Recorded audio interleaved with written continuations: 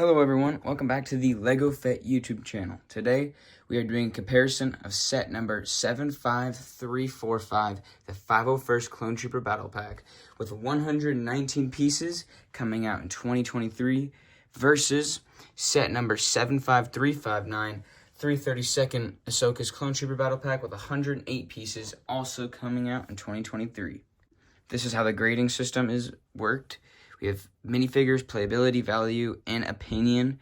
This is the 501st Battle Pack, 332nd, and so we'll be using this to see which set is better. First up we have is minifigures with 332nd Troopers and the 501st Troopers. Up first is the 501st Battle Pack. It comes with 2 of your gunners. These are based off of Battlefront 2, which I think is awesome that they included this in LEGO. So 2 of your machine gunners, your heavies, I guess. They come with a backpack. They have a little visor on. The helmet printing is new, actually. If you look here compared to one of the older 501st Troopers, he has like lines. He has like lines in the helmet, and I think that actually looks really good. Here is that back without the backpack on. The front printing looks really good, and all the faces are the exact same. So that is what you're gonna get. Next up on the list is the 501st Captain, or Commander, I guess. The officer, sorry. He looks really good, a really solid minifigure. Obviously, the helmet hole is a little annoying, but if you cover up one of them, you can cover up one of them with this antenna piece. The front printing looks really good. This is new down here. I wish that they would have given him a cape instead of having the printed one. And then same face, very solid minifigure. And last but not least, we have the Sniper, the Sniper, which I think looks really good. The candlestick piece on his gun. The printing is barely different with his yellow markings. Blue arms. The back printing is the same, but he comes with this really sick binocular piece, which go up and down, and I love the look of it. So that is your 501st Troopers. Our first minifigure for the 332nd Battle Pack is Clone Captain Vaughn, which it can be argued should not be in this LEGO set. This is a battle pack. You're supposed to get multiple of these troopers. Yes, you could say the only difference from all these 332nd Troopers is this little badge up in the corner, but it's still there. That still shows that he's the captain. So not really good for a battle pack, because you don't want numerous Captain Vaughns. This should have came out in that the AAT, but instead he came out in this set. He has a set. Wish they would have given him a jetpack, a white one. There are 2 jetpacks in this set, but printed on white jetpack on the back. The visor is orange, which I think is inaccurate. It should be gray, but I don't. It looks pretty good. Solid minifigure. Things up, you get 3 more 332nd Troopers, which they all look really good. The helmet printing, really solid, and this is one of the older models. Now that I have this, there are helmet holes, and the helmet holes aren't pretty hideous, but if you can get past them, then congrats to you. There's an option to give them a jetpack, but I'm not a big fan of the jetpack. It's unnecessary, and if you like it, then you keep it on them, but I don't like to use the jetpacks. For minifigures, this one is really, really hard. You have very good 332nd Troopers over here, but the Captain Vaughn really just puts a knock at it. You know, you don't want multiple Captain Vaughns. It's a battle pack. And then all of these are different characters, but I don't know. Maybe it's just me. I'm not a fan of having multiple captains, multiple heavies, and multiple snipers. I don't know. I don't think a battle pack of all this looks too great. Maybe like picking up a couple of these, but I could see this one. A lot of people buying 3 exact minifigures. I think that is really, really good.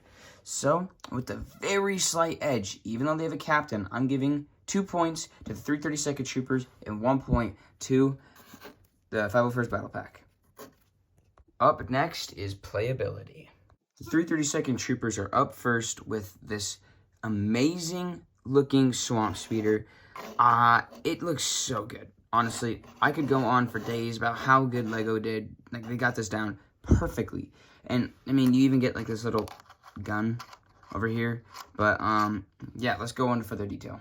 So this Swamp Speeder, it looks really good on the outside. It looks heavily armored, but you can fit, as you can see, these 2 seats, you can fit 2 of your minifigures in here. There's 1 on that side. Let's get another one on the other side. Bam. So you can fit 2 minifigures on here, which is pretty good for a Swamp Speeder, I guess. Playability up in the front, 2 stud shooters. Oh, that one didn't fire. So yeah, 2 stud shooters on the front, the new design, which I really like. I mean, I don't know if this is really a play feature, but these can move up and down. And there are 2 clips on each side, 1 for each gun, or yeah, each man's gun. So you could put 1 right here, 1 right here, and have them sit down. So for playability, not bad. And of course, I guess we do have to include this little turret, which it shoots. I'm not going to shoot it right now, but yeah, so this is pretty good. I think it's pretty solid for playability. Swoosh it around, I guess, which isn't accurate. You got to keep it on the ground, but I really like it. So let's head on to the 501st Battle Pack. So here we have like this artillery gun cannon thing, which actually looks really good for Lego.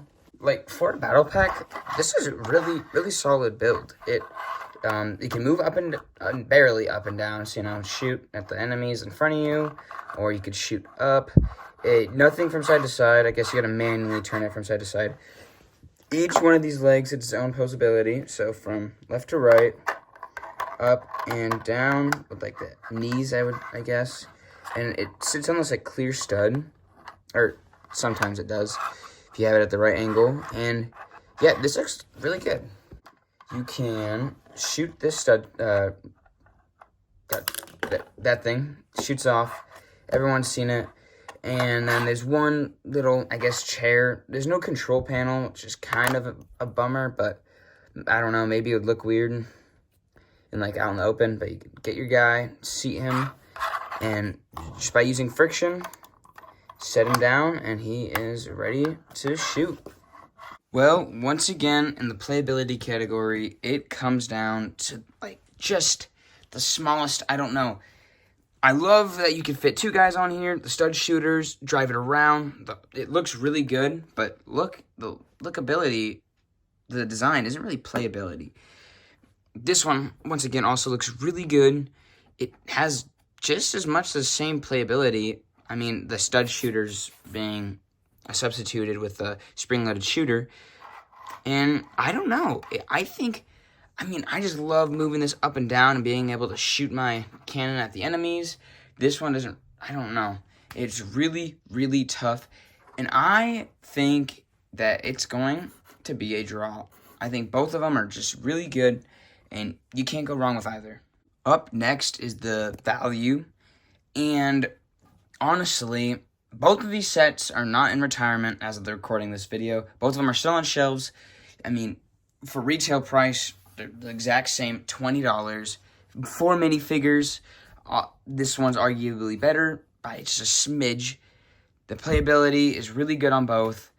And once again, for value, it honestly comes down to your opinion and which one you want. But I'm going to have to go with a draw once again.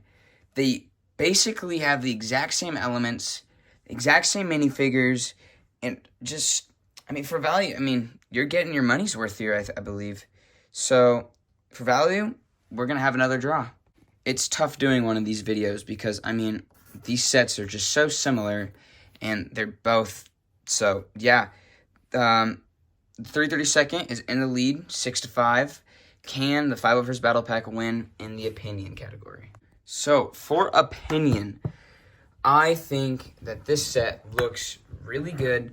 The minifigures are really good. I like that it's based off of Battlefront. But I just am not a fan of all the different minifigures. I like the same figure. Like, maybe if they, instead of had a captain, or, I don't know. I really like having, like in this set, they have 3 of the exact same minifigures. I really like that. For a battle pack, you should have that. You want to build your army. And with this one, you're building your army. None of them are named characters. But for me, these are just characters that I'm not a big fan of. I don't like the way that they look that much. And for opinion, I mean, this set, this looks really good. The armored speeder, and I think for opinion, we're gonna have to give the winner to the 332nd Troopers. It just by a smidge once again, but when it comes down to this, I mean, anything counts. So, opinion 1 and 2. So, our final score is the 501st Battle Pack with 6 points, and the 332nd Trooper coming in with all 2s. It's a sweep, 8 points. So, congratulations, 332nd Trooper. Obviously, you guys might not think that this is the best battle pack, so leave down in the comments which one you would rather pick. And anyways, guys, thank you for watching this video, and I'll see you next time.